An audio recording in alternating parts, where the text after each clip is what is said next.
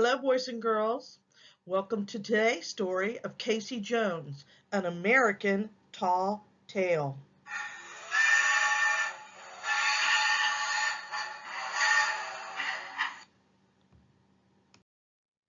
Today's story is a tall tale. A tall tale is a story with unbelievable elements related as if they were true and factual. Some tall tales are exaggerations of actual events.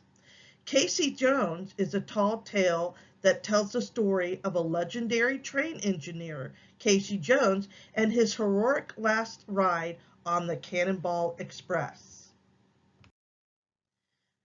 Here's the true definition of a tall tale.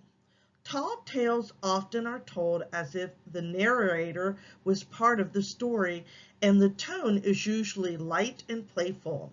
There are three key characteristics of a tall tale. First, the main character is larger than life and has incredible abilities and uses strengths and smarts to accomplish great things. Second, the main character is helped out by either an object or an animal. Finally, tall tales use regular language and seemingly the characters are common everyday people. Tall tales and legends are similar, but tall tales are so exaggerated that they simply cannot be true. Legends, on the other hand, have elements of historical facts or accuracy. Tall tales are believed to have originated in the 1800s when frontiersmen in the United States would gather around the fire and tell stories, bragging about adventures they have had.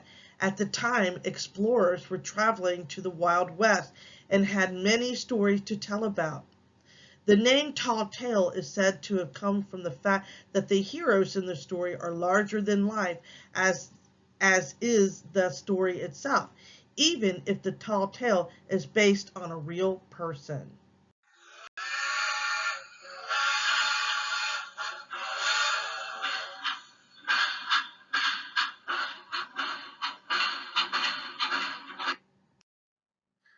Let's begin the story of Casey Jones.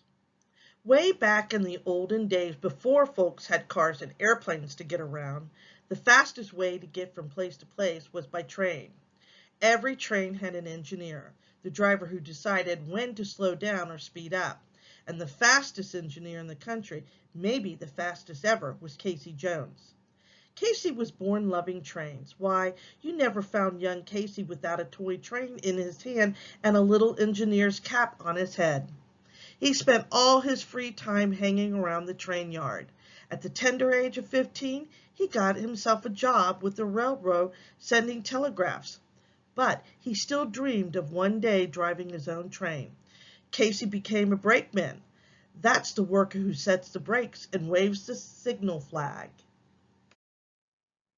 Then he became a fireman. On a train, the fireman doesn't put out fires. On a train, the fireman makes the fire, shoveling coal into the furnace to keep the steam engine running.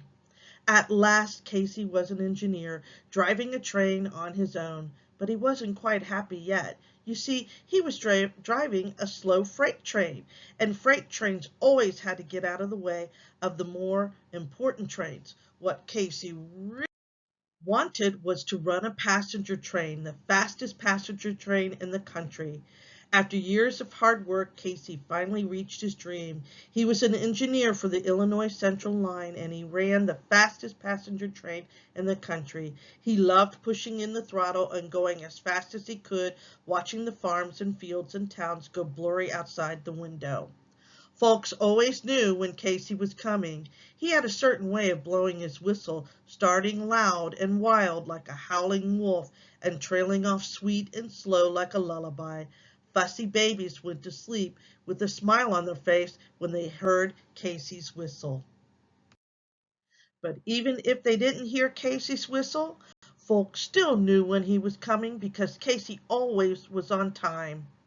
They set their clocks by Casey's schedule. Rain or even a late start couldn't stop Casey. No, sir. With the throttle down and his nimble brakeman Sim Weber at the furnace, Casey could beat any engineer's time on any route. Folks say Casey's train flew by so fast that you could put an egg in a frying pan next to the track and find it cooked sunny side up after Casey went by. Once Casey and Sim were driving the mail car to Memphis, Tennessee, and they almost didn't make it on time. It was raining like the sky was falling, and the tracks were nearly flooded. Sim said, "Casey, we've got to slow down." "No, Sim," replied Casey. "We can make it." His hand stayed on the throttle, and the train stayed on the tracks. They sprinted into Memphis just as the clock chimed 7, on time, on the dot. At the station, the other engineers were amazed. "That Casey," they said. "Don't you ever doubt he'll be on time. Through night and rain and snow and fog, he'll always make it." Now Casey and Sim were plumb tired after that run, and they wanted nothing more than a hot cup of tea and a warm bed for the night. But the station master came up to Casey, and he needed a favor. The engineer for the southbound train to Canton, Mississippi, had fallen sick and couldn't make us run. Casey was dead tired, but the station master didn't have to ask him twice, and loyal Sim wasn't about to let Casey go without him. They rushed down to the train and pulled out of the station. Trouble was, starting out, they were already running an hour and a half late. "We'll never make up that much time," said Sim to Casey, but Casey just shook his head and smiled. "We'll just have to go a little faster," he replied. So they went. Casey leaned down on the throttle with all his might, easing up only the tiniest bit for the worst curves. You could feel the train lean hard away from the turn, but the wheels held on the track, and the train kept speeding through the night. Sim shoveled coal like a madman, working harder than he had ever worked in his life to keep the engine fired up. As they blazed through stations on the way, it looked as if it were working. They made up 5 minutes, then 15, then 50. They made up an hour and 15 minutes, only 15 minutes late. They tore up the tracks with Casey highballing all the way, pushing the train as fast as it could go. But now comes the sad part of our tale. Casey was streaming along faster than fast when he came screeching around a curve and saw a light on the tracks where no light should be. It was another train, and there was no way Casey could stop in time. "Jump, Sim!" he yelled, hauling hard on the brake, and Sim jumped, landing away from the track safely. But did Casey jump? No, sir. Noble Casey knew the passengers in his train would die if he saved himself. So he just pulled harder on the brake, hoping and praying he'd stop in time. But Casey's best was not enough. The trains collided with a crash, heard all the way in Memphis, and Casey died with the brake tight in his hand.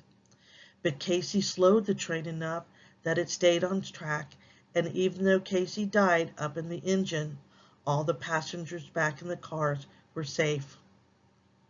Some say if you walk by the tracks on the Illinois Central line on a soft summer's evening, sometimes you'll feel a rush of air and hear a faint whistle.